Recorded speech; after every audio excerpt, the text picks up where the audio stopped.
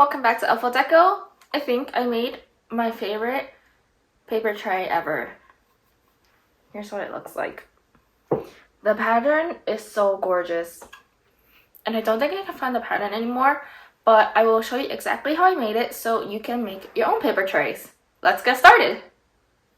Here is the mold and template that I'll be using. The template fits right in, so the cardstock will fit right in as well. This beautiful cardstock is from this paper pad I picked up at Michael's last year. I don't believe they have it in stores anymore the last time I checked online, unfortunately. First, we're going to place the acrylic template over the cardstock and trace it with a writing utensil. I am using a Sharpie here, but I actually suggest using a pen or pencil because the fat Sharpie added some depth to my cutout, making it a bit too close to almost not fitting into the mold. If you purchase a template for my tray molds, it will come with a guide. Once the shape has been traced, use a scissor to cut along the outline.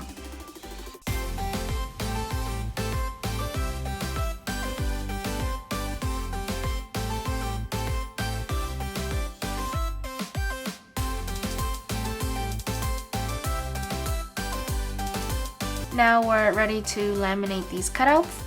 Place the paper into a laminating pouch, and my laminator came with a protective pouch, which is a second pouch I'm using.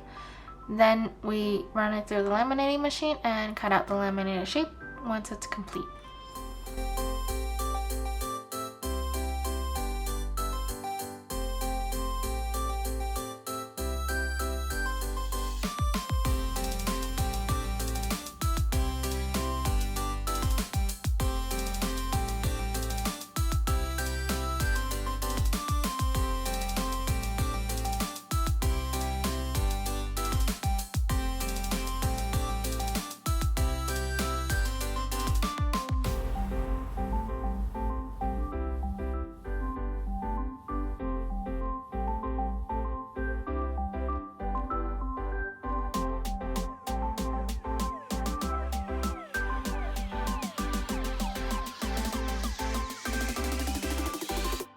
Everything is prepped and now we're ready to pour. For the rim, I paired the chosen design with a pastel purple. I mixed the white diamond effect mica powder from Black Diamond Pigments and a Craftsmart light purple acrylic paint. So I accidentally dropped some resin into the mold while mixing, so I just cleaned it up with a baby wipe and continued my mixing. Once I have my desired color, I pour into the rim of the tray.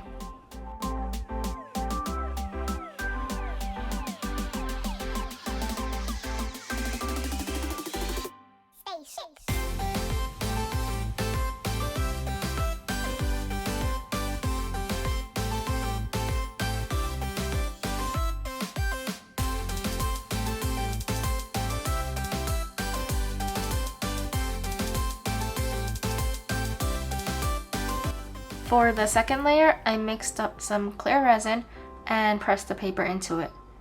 We are using Total-Boat's high performance resin as always. All the materials used to create this piece will be linked in the description, so check that out afterwards. Make sure to press on the paper to help bring out the bubbles that attract underneath the paper.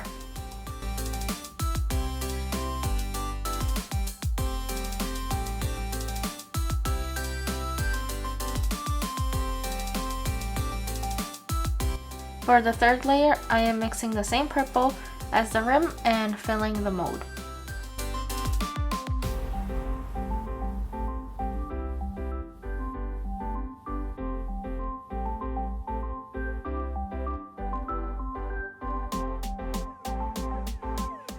The piece is now fully cured and we can demold it. It took about 6 hours for the last layer to cure, and I waited about 4 hours in between each layer. Wow, look at that. I think this is the most beautiful tray I've ever made. This pattern is so pretty, and now I'm really sad that I can't get this design anymore. That purple rim is perfect for this design. Let's dome the piece to give it a shiny finish and patch up some bubbles.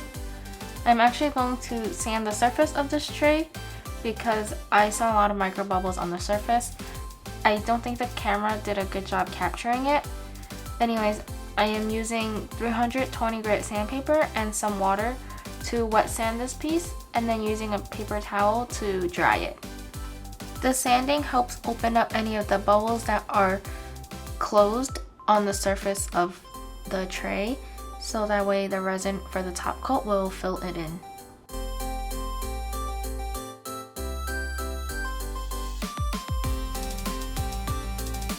Once we're done, we can dome the piece with tabletop resin that I have here. I have a full video on doming trays if needed. Watch it after this one.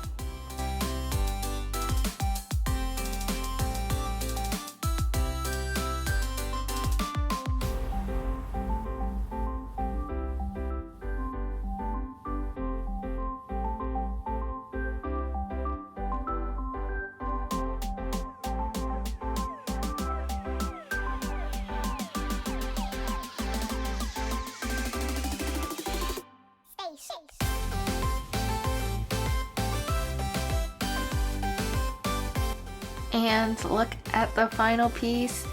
It's so shiny and dreamy. The purple is so beautiful. Purple is my favorite color, so I really love this. And let's throw some jewelry in there to see this tray in action.